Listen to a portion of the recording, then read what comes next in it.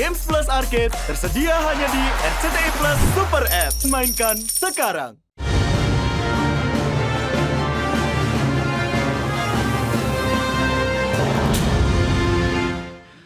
Ya, pemerintah menempatkan anggaran belanja pendidikan sebagai alokasi terbesar dalam struktur APBN tahun 2025.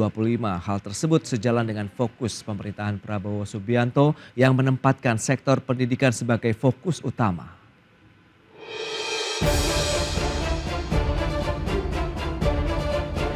Alokasi yang terbesar dalam APBN kita adalah pendidikan. Kalau tidak salah, ini adalah alokasi terbesar dalam sejarah kita. Saudara-saudara sekalian, banyak negara alokasi pertamanya, alokasi terbesar dalam APBN adalah pertahanan. Demikian Amerika Serikat, demikian India, alokasi terbesar adalah pertahanan. Indonesia, alokasi terbesar adalah pendidikan. Demikian pernyataan Presiden RI Prabowo Subianto pada acara penyerahan DIPA dan TKD 2025 serta peluncuran katalog elektronik di Istana Negara pada Selasa kemarin. Presiden Prabowo menegaskan alokasi yang besar untuk sektor pendidikan dalam struktur APBN tahun 2025 mendatang adalah karena ia meyakini pendidikan adalah bagian penting dari langkah untuk membawa rakyat Indonesia untuk bisa keluar dari kemiskinan. Karena itu Prabowo menyebut sektor pendidikan menjadi fokus utama dari pemerintahan yang saat ini dipimpinnya. Adapun dalam struktur APBN tahun 2025, alokasi belanja pemerintah untuk sektor pendidikan mencapai 724,3 triliun rupiah atau setara 26,8% dari seluruh alokasi belanja. Alokasi untuk tahun 2025 tersebut lebih tinggi dari alokasi di APBN tahun 2024 yang sebesar 665,02 triliun rupiah. Dari Jakarta, Tim Liputan IDX Channel.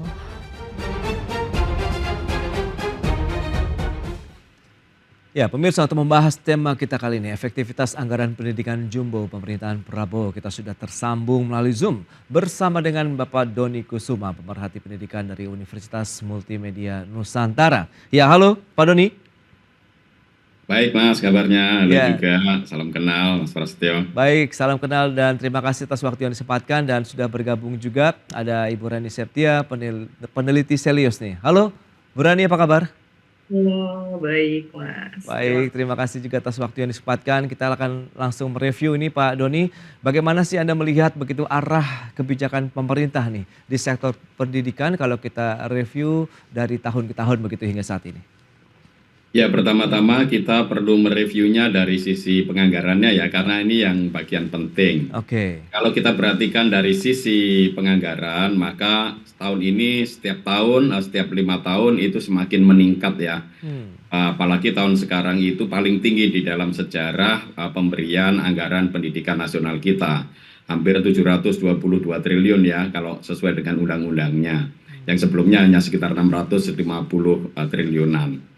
Jadi memang tren kebijakan pendidikan itu semakin meningkat dan ini saya rasa sudah sesuai dengan amanat konstitusi di mana APBN dan APBD itu seharusnya itu memang 20%.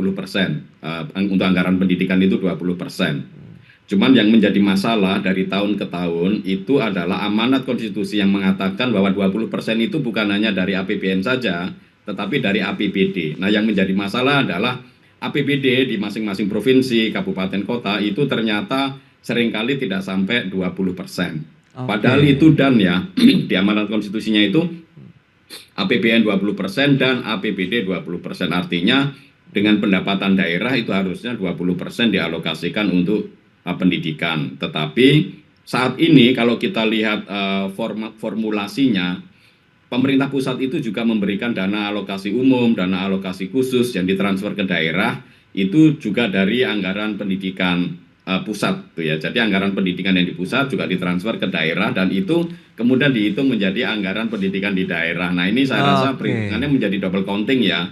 Seharusnya yang dari pendidikan dari transfer dari pusat itu memang terpisah penghitungannya dari anggaran pendapatan daerah. Tetapi sekarang ini yang saya lihat semuanya itu dijadikan satu. Jadi pemerintah daerah itu kalau ada transfer dari pusat untuk pendidikan itu nanti dihitung sebagai APBD-nya, maka 20%-nya dihitung dari situ. Nah, ini tentu harus dikoreksi ya, karena itu menurut saya belum sesuai dengan amanat konstitusi, meskipun sesuai dengan entah itu undang-undang pemerintah daerah ataupun juga peraturan Menteri Keuangan atau peraturan Menteri Dalam Negeri, kita harus cek. Tetapi faktanya adalah secara konstitusional APBD yang di daerah itu belum 20% karena ada double counting di dalam terpusat dengan daerah.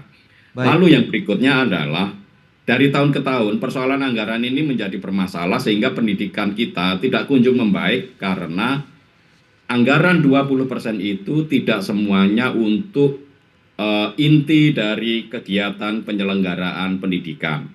Padahal di dalam Undang-Undang Dasar kita 20% itu dipergunakan untuk penyelenggaraan pendidikan nasional. Tetapi malah di undang-undang yang sekarang, undang-undang tentang APBN 2025, itu ada pasal tentang anggaran yang jumlahnya 722 triliun itu. Kemudian ada pasal penjelasan di dalamnya termasuk penyelenggaraan pendidikan. Nah, seolah-olah penyelenggaraan pendidikan ini adalah bagian tambahan dari anggaran 20%. Ini saya rasa keliru memahami undang-undangnya. Jadi Undang-Undang Dasar itu mengamankan 20% itu prioritas untuk penyelenggaraannya, Mas. Sehingga bukan untuk hal-hal yang lain, bukan untuk dibagi-bagi di 24 kementerian dan lembaga, yang kemudian peranannya di dalam penyelenggaraan pendidikan itu tidak ada. Itu yang terjadi. Jadi saya melihat dari tahun ke tahun anggaran pendidikan itu sangat besar, semakin meningkat, tetapi efektivitasnya itu menurut saya belum sesuai dengan amanat konstitusi. Karena anggaran pendidikan itu termasuk nanti memberikan akses, memperbaiki sekolah-sekolah, membuat anak-anak Indonesia semua punya hak pendidikan, sehingga tidak boleh ada anak Indonesia yang drop out atau putus sekolah atau tidak sekolah. Itu belum terjadi sampai sekarang Indonesia merdeka, Mas. Baik, ini menarik Pak Doni. Nah, lantas berani Anda melihat seperti apa nih dengan kondisi tadi yang sudah disampaikan begitu dari sisi penggunaan dana anggaran pendidikan begitu dalam APBN. Flow-nya seperti apa begitu? Nampaknya memang apakah ada persepsi yang berbeda kah atau bagaimana? Ya, saya rasa ini semua harus ada dalam satu persepsi ya, antara anggota DPR dengan pemerintah, presiden. Kalau kita menafsirkan bahwa anggaran 20% itu untuk penyelenggaraan pendidikan, maka porsi paling besar itu seharusnya untuk memberikan akses, membangun sekolah-sekolah rusak, lalu membiayai biaya guru. Karena itu penyelenggaraan pendidikan itu di situ, memperbaiki sarana prasarana. Baik, Pak Doni. Tapi ini dari 20% itu porsinya sangat sedikit. Tahun ini saja pemerintah hanya menganggarkan sekitar berapa ya, 20 triliunan untuk sekolah-sekolah rusak. Sangat jauh. Sekolah rusak kita sangat banyak, Mas. Baik, Pak Doni. Belum mencukupi. Kita ke Selios ini. Bu Rani, Anda melihat bagaimana dengan tadi beberapa data dan fakta ya begitu yang sudah diungkapkan begitu oleh Pak Doni begitu terkait dengan penggunaan anggaran di sektor pendidikan kita begitu. Ya, memang ya 20% itu sebenarnya mandatory kan, mandatory spending. Tapi pun 20% itu seperti dikatakan Pak Doni, memang tidak semuanya, tidak 20% digunakan untuk langsung gitu, pendidikan langsung. Artinya tidak digunakan oleh Kementerian Pendidikan, tapi dibagi-bagi dengan kementerian dan lembaga lainnya begitu. Nah, 20% tadi itu tidak semuanya untuk alokasi langsung seperti perbaikan infrastruktur, kemudian untuk penjajatan guru dengan gaji dan lain-lain. Padahal faktanya memang masih banyak gitu infrastruktur sekolah, terutama di luar Jawa gitu, di Jawa yang masih belum memadai, rusak, belum memadai dan perlu perbaikan. Kemudian juga masalah selanjutnya yang paling sering kita dengar adalah kualitas guru di Indonesia itu masih sangat kurang gitu, sangat minim gitu kan, dari kesejahteraan guru juga gaji guru yang di daerah mungkin 300 sampai 400 ribu begitu. Jadi memang 20% itu tidak langsung dirasakan oleh pendidikan, tapi juga dibagi-bagi dengan yang lain. Itu menjadi masalah utama gitu. Ya, jadi apa yang perlu mungkin dibenahi kah atau diluruskan atau bagaimana Bu Rani Anda melihat begitu? Sehingga yang seperti diharapkan Pak Doni begitu bahwa efektivitas dari anggaran pendidikan yang digunakan APBN selama ini benar-benar ya bisa dikatakan tepat sasaran ini untuk mendukung kinerja pendidikan, bagaimana kualitas pendidikan untuk masyarakat kita begitu. Ya, dari 20% itu kita harus tahu dulu masalah utamanya, misalnya di infrastruktur. Jadi kita harus mengalokasikan sebagian besar untuk perbaikan infrastruktur. Kemudian juga kembali pada kesejahteraan guru, karena kesejahteraan guru itu penting untuk meningkatkan kualitas pendidikan ya. Jadi guru yang lebih sejahtera itu lebih mungkin untuk membuat pendidikan itu menjadi lebih baik. Jadi kembali lagi bahwa 20% itu harus memang dialokasikan untuk pendidikan langsung gitu, yang langsung terkena dampaknya dengan pendidikan, perbaikan infrastruktur, perbaikan fasilitas-fasilitas sekolah, kemudian gaji guru itu kan langsung dirasakan gitu. Jadi 20% kembali lagi harus diberikan atau dialokasikan yang dapat dirasakan secara langsung pada pendidikan gitu. Baik. Nah, Pak Doni, lantas kebijakan seperti apa begitu yang Anda harapkan gitu dari pemerintah untuk bisa meningkatkan lagi kualitas pendidikan, kemudian bagaimana penyebaran yang merata akses pendidikan masyarakat Indonesia dari Sabang sampai Merauke? Ya, pertama-tama saya mengharapkan memang kalau Presiden sudah punya komitmen pendidikan ya, maka itu harus didukung oleh anggota DPR, MPR, karena pemanfaatan anggarannya 20% itu kan semua ditentukan oleh DPR MPR. Lalu kemudian yang lebih detailnya lagi dikelola oleh Presiden. Nah, ini memang kita di dalam Undang-Undang Sisdiknas kita tidak ada penjelasan atau pasal khusus tentang anggaran itu bagi-baginya seperti apa, tetapi langsung dalam konteks ini Presiden yang membagi 20% itu. Maka sebenarnya kalau Pak Prabowo mau, ya silahkan dicek pembagian anggaran 20% sebelumnya di era Pak Jokowi itu seperti apa. Berapa uang yang dialokasikan bukan untuk straight langsung ke pendidikan. Misalkan anggaran tahun 2024, masa di Kementerian Sosial itu ada 14 triliun di sana. Itu kan nggak ada gunanya juga di sana untuk untuk apa? 12 triliun itu tahun 2024 ditaruh di Kemensos. Padahal sebelum-sebelumnya nggak sampai seperti itu. Yang paling tinggi sebelumnya itu ada di Kemenkeu sekitar 3,4 triliun karena mungkin itu untuk mahasiswa STAN. Itu pun juga menurut saya tidak adil kalau dibandingkan dengan jumlah mahasiswa dengan jumlah siswa Indonesia. Porsi masing-masing individu dapat berapa persen itu jelas sangat tidak adil. Terus kemudian kalau kita mau komitmen memberikan akses kepada anak-anak Indonesia, misalkan untuk sekolah di perguruan tinggi, beasiswa, LPDP dan lain-lain. Kenapa kita mikirnya itu dana itu dibuat dana abadi, lalu bunganya baru dipakai untuk menyekolahkan anak-anak kita yang ke luar negeri maupun di Indonesia. Padahal itu dananya setiap tahun sekitar 1 triliun, 2 triliun untuk yang LPDP sekarang. Padahal setiap tahun ada anggaran 20 triliun diserahkan untuk dana abadi. Dan itu dikelola dengan model transparan dan keuangan yang kita masyarakat Indonesia tidak tahu digunakan untuk apa. Karena yang mengelola itu Kementerian PMK, Kemenak, Kemendikbudristek, lalu Kemenkeu. Digunakan untuk program-program sesuai dengan kementeriannya. Lah ini kan jelas artinya uang ini bukan dipakai langsung untuk hal-hal yang pendidikan, tetapi dibungakan, dibisniskan. Itu risiko bisnisnya tinggi juga dan masyarakat tidak tahu bagaimana pengelolaan dana-dana seperti itu. Kalau misalkan ya 20% itu dipakai untuk akses pendidikan, saya rasa dengan anggaran 700 triliun itu, kita itu bisa menggratiskan pendidikan sampai pendidikan tinggi. Harusnya sekolah-sekolah kita bagus. Tinggal prioritasnya gimana itu kan. Nah itu dia. Ini ada di dalam komitmen Presiden karena semua kunci di Presiden. Tidak ada amanat dalam undang-undang bagaimana Presiden mengatur. Berarti kan semua tergantung dari komitmen Presiden. Anggaran dari DPR itu hanya menunjukkan bahwa tahun ini kamu dapat 700 triliun misalkan. Tetapi 700 triliun dibagi kemana saja, itu semua tergantung Presiden. Presiden dari awal sampai sekarang semuanya sama.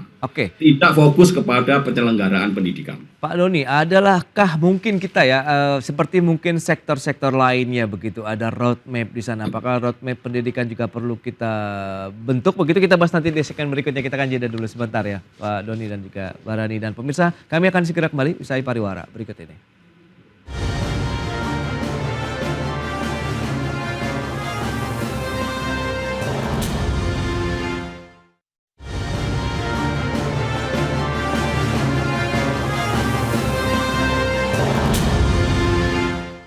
Ya, terima kasih Anda masih bergabung bersama kami dalam Market Review dan berikut ini kami sampaikan data untuk Anda terkait dengan alokasi anggaran pendidikan di tahun 2025.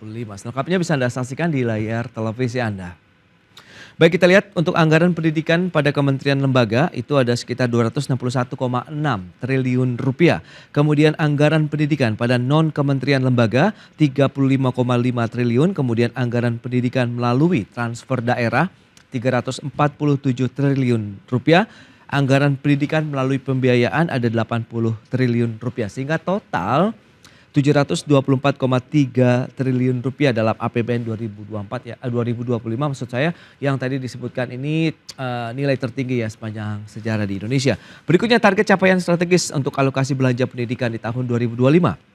Ada bidik misi Kartu Indonesia Pintar Kuliah 1,1 juta mahasiswa, program Indonesia Pintar, kemudian bantuan operasional sekolah, bantuan operasional PTN, tunjangan profesi guru non-PNS, ada sertifikasi guru, renovasi sekolah, beasiswa LPDP dan makan bergizi gratis. Baik, kita lanjutkan kembali perbincangan bersama dengan Bapak Doni dan juga Mbak Rahadi dari Silius. Baik, Pak Doni, ini dengan beberapa data tadi yang sudah disampaikan, Anda sudah menyebutkan ya alokasi anggaran pendidikan dalam APBN di tahun 2025 yang tadi sudah Anda berikan. Nah, lantas bagaimana dengan target capaian strategisnya? Tadi sudah diberikan, ada bidik misi, program Indonesia Pintar, BOS, kemudian tunjangan profesi, ada sertifikasi guru, renovasi sekolah, beasiswa LPDP dan makan bergizi gratis. Silakan Pak Doni.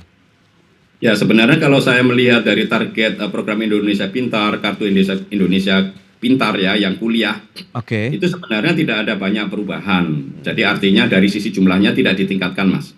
Jadi saya rasa jumlahnya itu seharusnya bisa ditingkatkan karena jumlahnya dari dulu juga segitu-segitu aja. Itu yang pertama, PIP dan KIP kuliah. Yang kedua, yang berbeda itu adalah tunjangan untuk guru. Tunjangan untuk guru itu yang biasanya guru swasta yang sudah bersertifikasi 1,5 juta, sekarang mendapat 2 juta, berarti dapat tambahan 500.000 per bulan.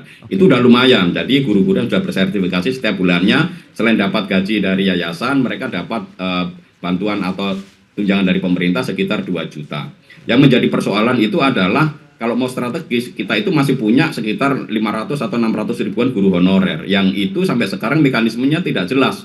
Bagaimana guru honorer ini memperoleh tambahan penghasilan dari pemerintah dengan kebijakan yang sekarang. Karena sampai sekarang tidak ada suaranya itu dari pemerintah untuk guru honorer seperti apa. Dan juga untuk guru swasta yang belum bersertifikasi. Karena ada banyak guru-guru yang mengajar di sekolah swasta tapi nggak menerima sertifikat.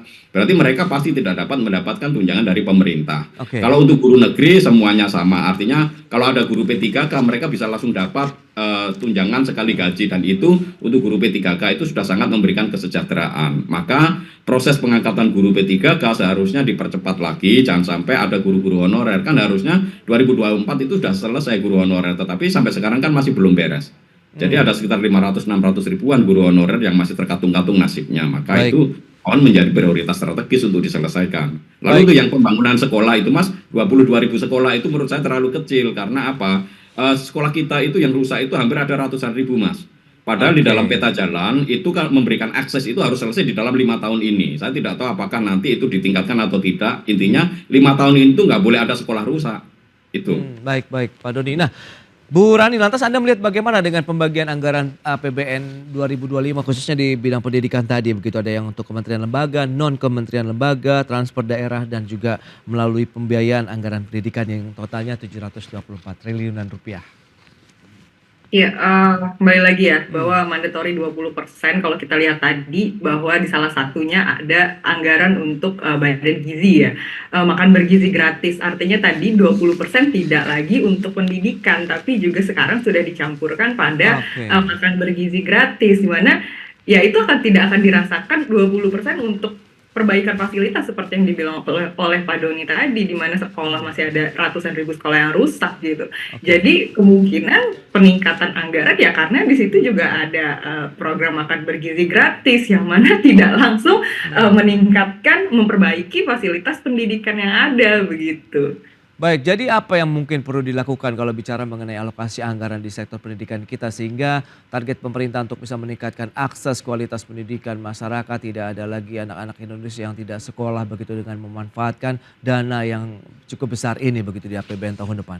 Bu Rani? Ya, jadi paling utama ya kita nggak boleh otak-atik begitu. Jadi jangan otak-atik dana pendidikan yang 20% mandatori, yang tadi bahwa tidak langsung dirasakan pendidikan itu di otak-atik lagi gitu, dicampur dengan makan bergizi gratis, di mana itu tidak langsung berpengaruh pada perbaikan gitu kan, akses dan perbaikan fasilitas pendidikan. Jadi kembali lagi itu tidak boleh diotak-atik gitu. Jadi seharusnya harus dipisahkan begitu. Itu bukan masuk kepada pendidikan gitu. Baik, berarti memang ini akan menjadi ya satu tantangan tersendiri lagi begitu untuk bisa meningkatkan kualitas pendidikan Indonesia begitu, dari mungkin infrastrukturnya sampai dengan kualitas pengajaran, materi-materi dan lain-lain begitu. Tapi kita lihat nanti apalagi inovasi yang akan dikeluarkan oleh pemerintah. Semoga ada win-win solutionnya untuk mengentaskan masalah pendidikan baik yang dari tingkat dasar sampai dengan paling tingkat tinggi. Sayang sekali waktu terbatas. Pak Doni, terima kasih banyak atas informasi update yang sudah Anda berikan. Ibu Rani, terima kasih juga atas analisis yang sudah Anda sampaikan kepada pemirsa pada hari ini. Selamat melanjutkan aktivitas Anda kembali. Salam sehat. Sampai berjumpa kembali. Sampai jumpa lagi. Baik pemirsa, 1 jam sudah saya menemani Anda dalam Market Review, dan perbaharui terus informasi Anda hanya di IDX Channel, Your Trustworthy and Comprehensive Investment Reference. Karena urusan masa depan aku investor saham, saya Prasetyo Wibowo pamit undur diri.